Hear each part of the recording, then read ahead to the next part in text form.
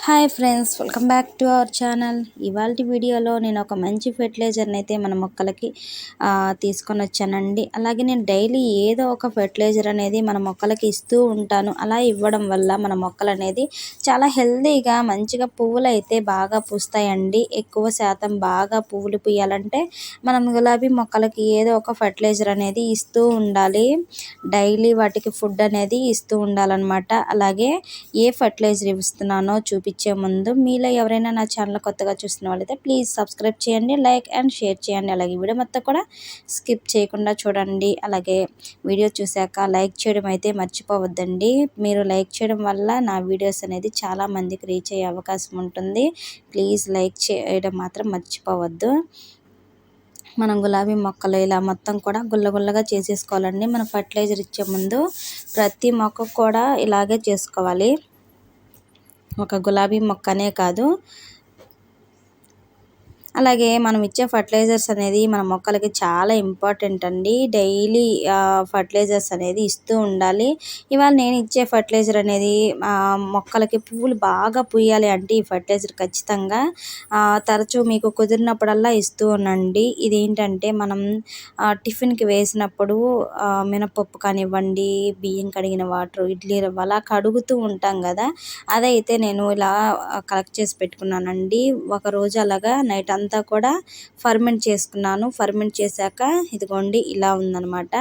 అంటే ఎక్కువ రోజులు మనం ఫర్మెంట్ చేసుకుంటే స్మెల్ వచ్చేస్తుందండి. ఇది మీకు తెలిసిందే కదా. ఇలా స్మెల్ వస్తే మనం మొక్కలకి ఇవ్వలేము, ఎక్కువగా స్మెల్ వస్తుంది. అలా కాకుండా 1 డే సరిపోతుంది. ఒక నైట్ అంతా అలాగ ఉంచేసి ఇలా ఒక జగ్గుకి 5 జగ్గుల వాటర్ అనేది యాడ్ చేసుకొని మనం మొక్కలకు అనేది ఇవ్వచ్చండి. ఇలా వేస్ట్గా అస్సలు పారబోయకండి.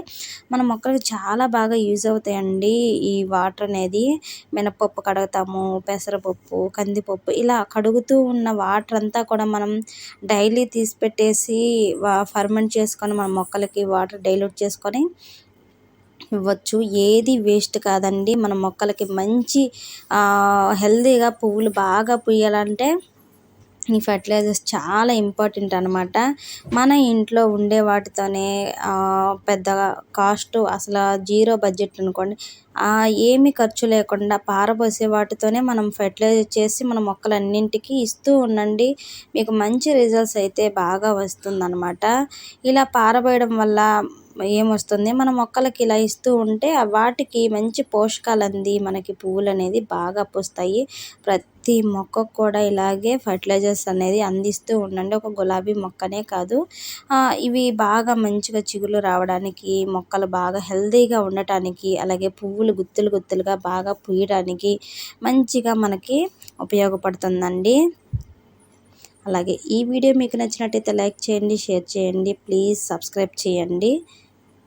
ప్రీవియస్ వీడియోస్ కూడా చూడండి. మీకు చాలా బాగా యూస్ఫుల్ అయ్యే వీడియోస్ అయితే ఉన్నాయి. Bye friends.